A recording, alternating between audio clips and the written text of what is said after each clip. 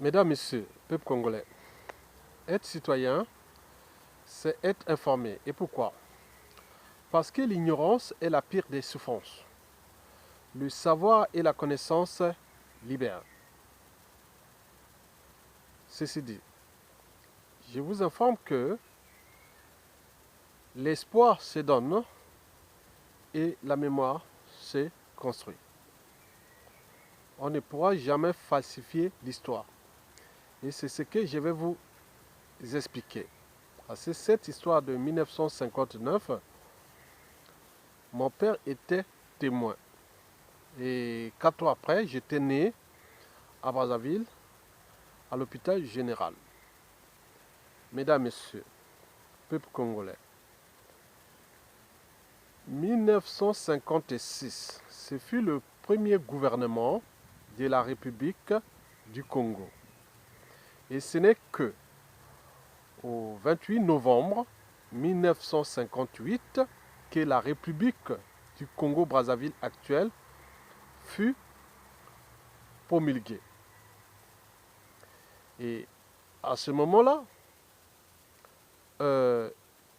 Youlou, qui fut d'abord ministre de l'Agriculture entre 1956 à 1958 du premier gouvernement du Congo, Youlou devenait dès le 28 novembre 1958 Premier ministre de la République du Congo. Donc il fallait se préparer à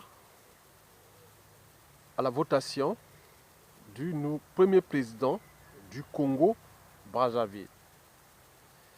Et cette élection fut passée en fin ou début 1959.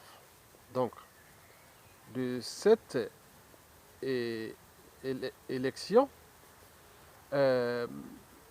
commencèrent les crises que nous avions connues pendant l'année 1959. D'un côté, des troubles dans le Niari entre les partisans de Victor Justin Satou et ceux de Kikunga Ngot, tous du Niari. Et puis, les grands troubles de février 1959, exactement 15, 16, 17 février 1959, entre l'abbé Philbert Youlou, alors Premier ministre, et son principal opposant, Jacques Opango. Autrement dit, on parlait de la guerre nord-sud.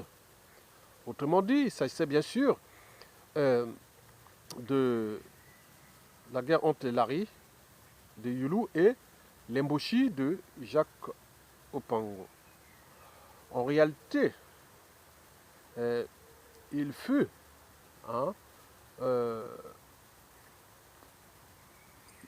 la guerre des mauvais perdants.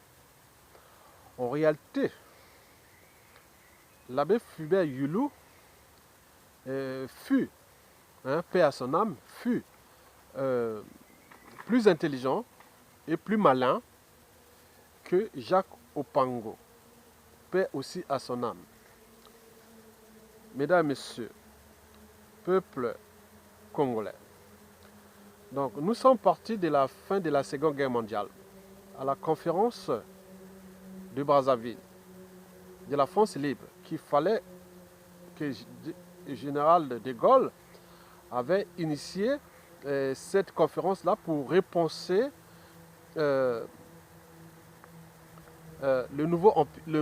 l'empire colonial.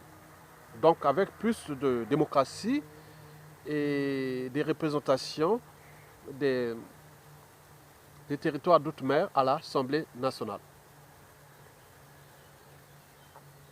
Mesdames, Messieurs, peuple congolais, donc l'empire colonial français devait se transformer entre 1944 jusqu'aux années 1960, ce que nous appelions aujourd'hui la décolonisation et la France-Afrique, pareil.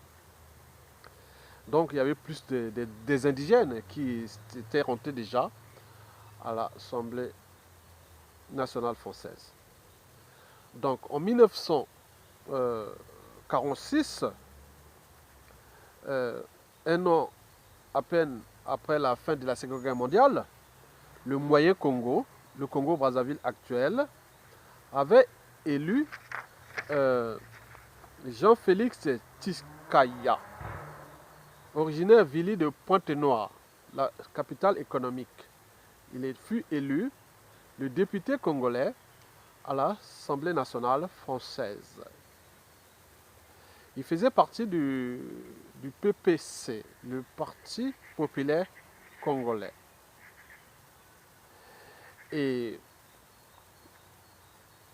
bon, c'est le parti qui dominait le milieu politique congolais à l'époque, au coude à coude avec celui du MSA, le Mouvement socialiste africain de Jacques Opango. Jean-Félix Tshikaya faisait partie du RDDA, c'est-à-dire le Rassemblement des démocrates africains. En 1952, il y a eu une élection à la députation, mais là, Youlou, qui s'était présenté sous l'étiquette de l'UDDA, hein, il n'avait pas recueilli pas grand-chose. Donc, en 1952, il y avait déjà les partis qui étaient en tête. Il y avait le parti de Jean-Félix Tshikaya, député à l'Assemblée nationale française, et avec son parti PPC, mais il y avait aussi les MSA de Jacques Opango. Et puis, on pouvait citer aussi celui de Stéphane Tichele de Pointe-Noire, qui fut le premier maire de Pointe-Noire, un noir congolais, oui. Et on parlait aussi de Samba Delo du Poule. N'oublions pas les machuanistes. Et il y avait aussi, au 6e ou 7e position, il y avait aussi celui de l'abbé Fubert Youlou. Alors, comment Youlou a-t-il transformé sa minorité politique en une majorité politique jusqu'à prendre même le contrôle de la présidence en 1959 et la promulgation de la République populaire du Congo officiellement fut le 15 août 1960. Ce fut là, il a laissé ça parce qu'il y avait l'ascension. Bon, donc, comme c'était un curé, un catho, donc il avait laissé ça au 15 août. Donc, Youlou est resté Premier ministre de 1959 jusqu'à peu près, jusqu'en 1958, c'est-à-dire 28 novembre 1958, jusqu'au 15 août 1960, il fut Premier ministre du Congo. Et puis, en 1959, exactement le 15 août, il devenait président de la République, le premier président du Congo. Donc, Youlou fut plus intelligent et plus malin que Jacques Opango. Explication. Déjà, l'élection de 1956, les résultats étaient là. On voyait les résultats de cette élection qui s'était passée au Congo-Brazzaville. On était à peine peut-être 1 million et quelques. Bon, l'élection s'était passée avec des résultats intéressants. Celui qui était arrivé premier en 1958, c'était le député Jean-Félix Tshikaya, avec plus de 31%. Il faisait partie de son parti-là, le PPC. Mais il était en perte de vitesse, en fait. En 1946, il avait vraiment, il n'y avait pas de problème. Mais en 1956, il avait quelque part perdu beaucoup de voix. Le deuxième parti, c'était le MSA, Mouvement socialiste africain de Jacques Opango, 29%. Et puis, en troisième position, c'était l'UDDA de l'abbé Fubert Youlou. Il fut indépendant, il s'est présenté en indépendant. D'ailleurs, comme le fut Stéphane Tichele, qui venait premier maire de Pointe-Noire congolais, vraiment de souche. Et donc, lui, il s'était opposé à Jean-Félix Tshikaya. Donc ce fut un derby entre Pointe-Noire.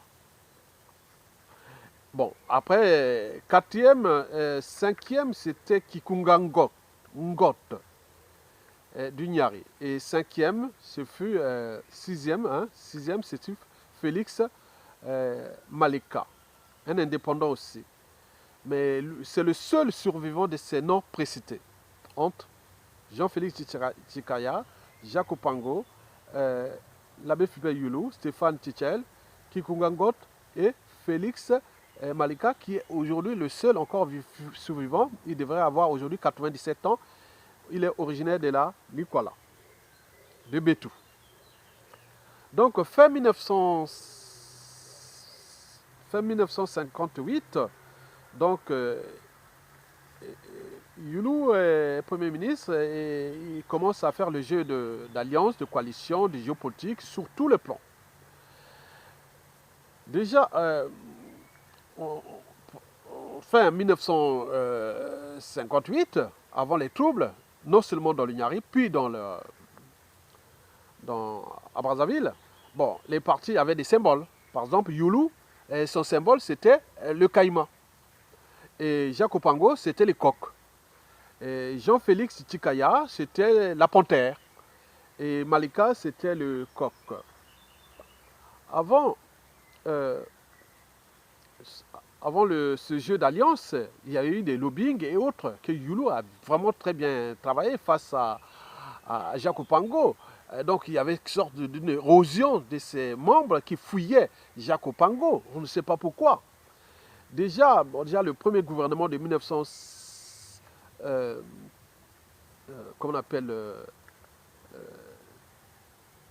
58, hein, du gouvernement de la République de 1958, là où Yulu était devenu Premier ministre, bon, on avait aussi des Blancs. Je vous informe que notre Assemblée nationale était dirigée par un Blanc, qui s'appelait Christian Diel. Bon, donc, même Christian Diel avait choisi, il était du côté de Jacques Opango, mais il avait viré, il est allé sur Yulu. Je vous informe que Yulu contrôlait déjà la ville de Brazzaville, alors que Jean-Félix Tchikaya contrôlait Pointe-Noire, mais il s'est transformé, c'est Stéphane Tchichel qui avait pris le contrôle par la suite. Et donc, il y a eu des débossages des Blancs par Yulu, et ce n'est pas tout. Et Yulu, alors, entre 1956 à 1958, il était le ministre de l'Agriculture. Donc, il a fait du lobbying, il allait au village, il allait faire ceci, apporter beaucoup de choses dans le village.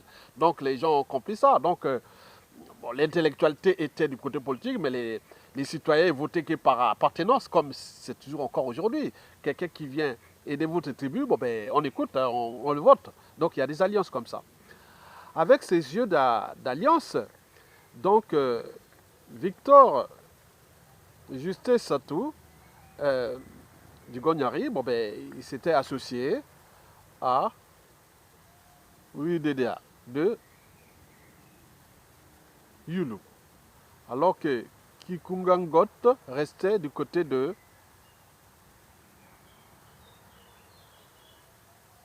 Jacques Opango.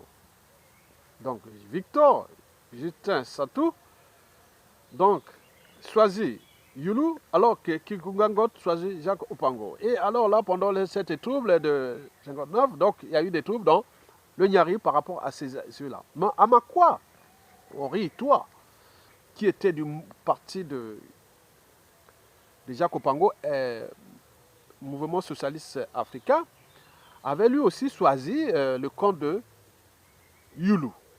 Déjà, il faut dire qu'à l'époque, Makwa fut l'unique centre d'intellectualité dans tous les nord du Congo.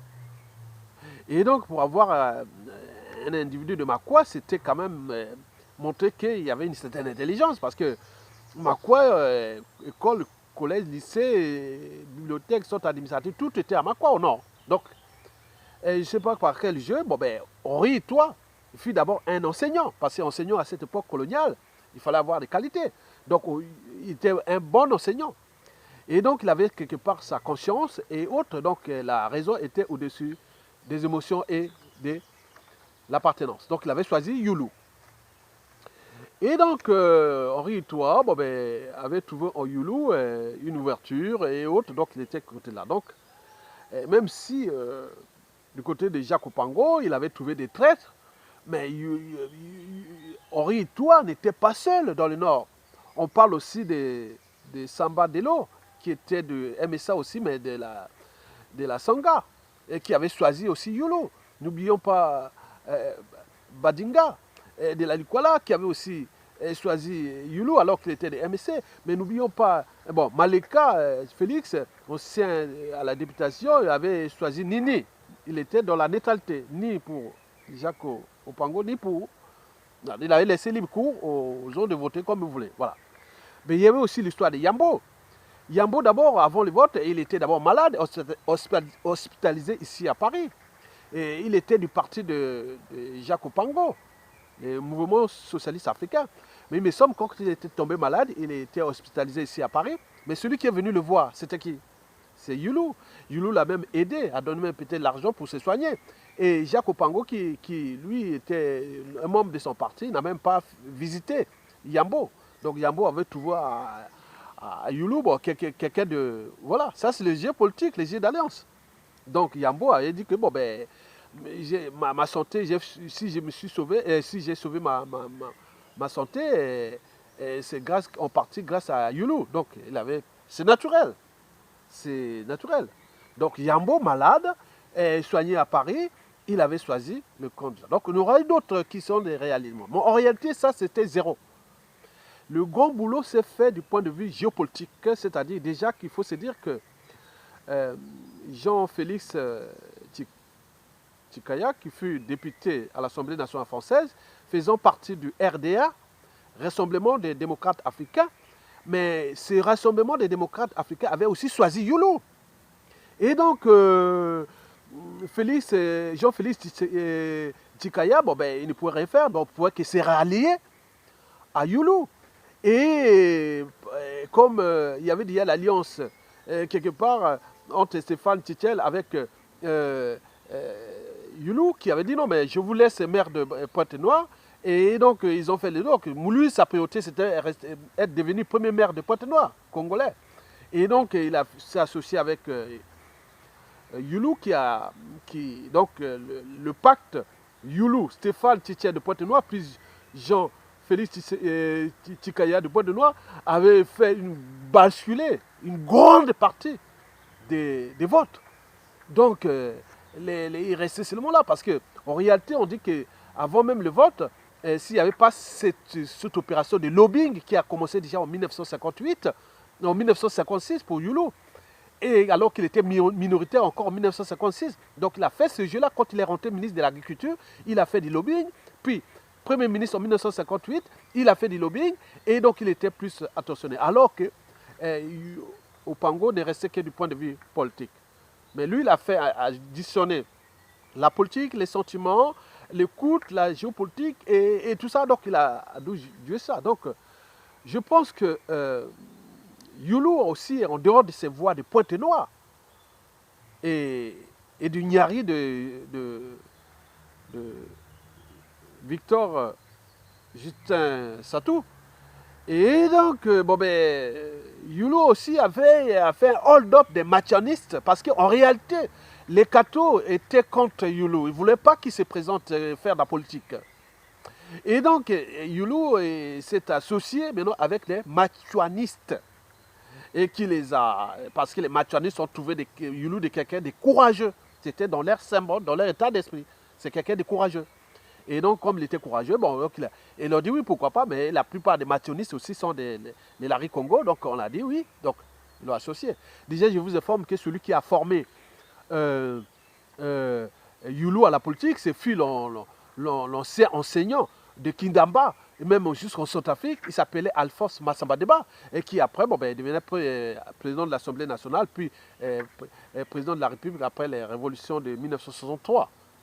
L'année que je suis né, le 1er juin 1963, à Brazzaville, à l'hôpital général de Brazzaville, et mes parents habitaient à Wenzé, derrière le commissariat. Donc, vous avez vu ça, donc il avait fait hold-up, donc il a pris les machianistes, Yulu a pris les machianistes, puisque les cathos étaient contre lui, même les catholiques l'ont conspiré contre lui pendant son éviction de 1963, c'était les cathos qui ont conspiré contre Yulu. Et donc, alors que c'était c'était des catholiques entre eux.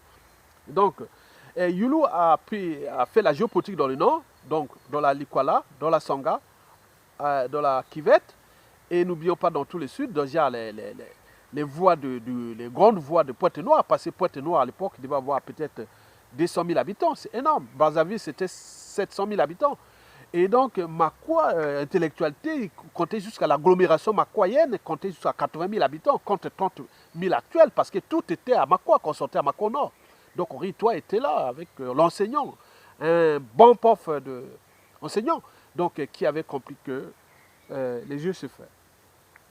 Donc Youlou, bien sûr qu'il avait subtilisé ou roulé les mationnistes, mais après c'est le problème qui les a trahis et qui les a renvoyés dans le nord, notamment à Fort aussi et à Makwa. Donc ce qui fait que vous avez beaucoup de Lari, Congo, les mationnistes qui sont à Makwa et aussi beaucoup à Makwa et beaucoup aussi à Fort aussi, l'actuel Owando, à deux pas de l'Équateur, au Congo-Brazzaville, au nord du Congo. Mesdames, Messieurs, donc vous venez de comprendre que, en fait, Jacques Opango fut le mauvais perdant.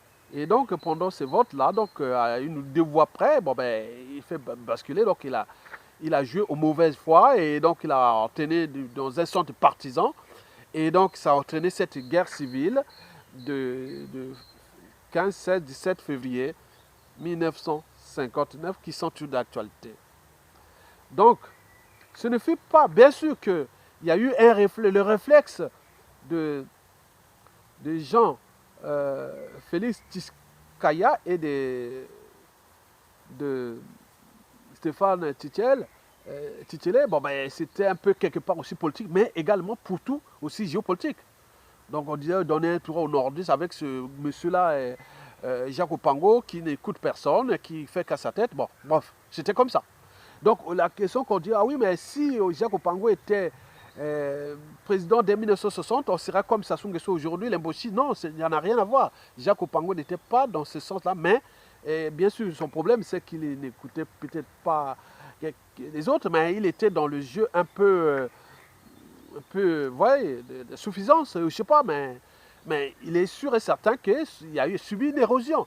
Il n'y avait pas que des Congolais qui l'ont abandonné, il y avait beaucoup de Blancs, dont le Christian Diel, qui était le président de l'Assemblée nationale du Congo, un Blanc.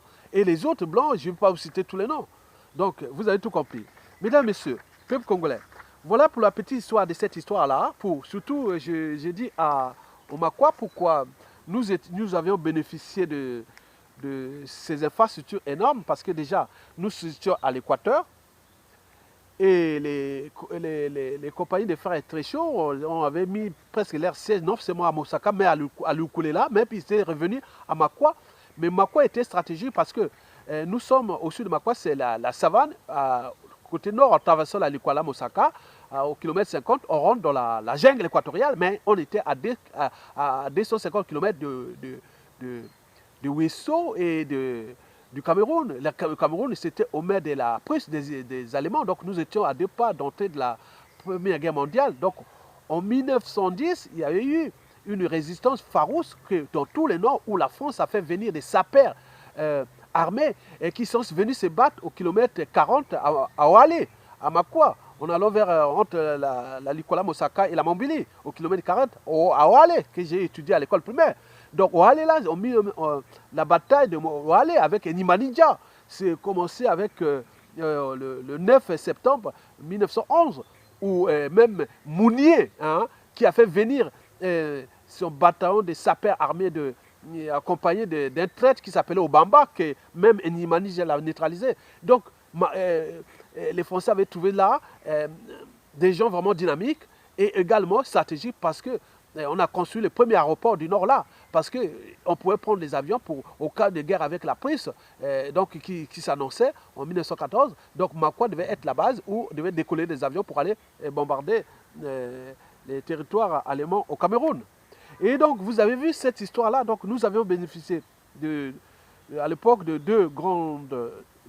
trois grandes écoles primaires, dont l'un porte le nom de Henri-Toi, en plein centre-ville, et le deuxième en Dialona, et les autres c'était là-bas, plus le lycée qui fut construit par les frères canadiens en 1955. Et n'oublions pas les séminaires et les centres-villes et tout ce que nous avions. Donc nous avions cette histoire de Makwa qui est là et qu'il ne faut pas falsifier cette histoire-là. Donc Henri et toi n'avaient aucune influence, sa voix ne comptait pas, les pactes étaient déjà par rapport à tous ces masses de machanistes, des gars de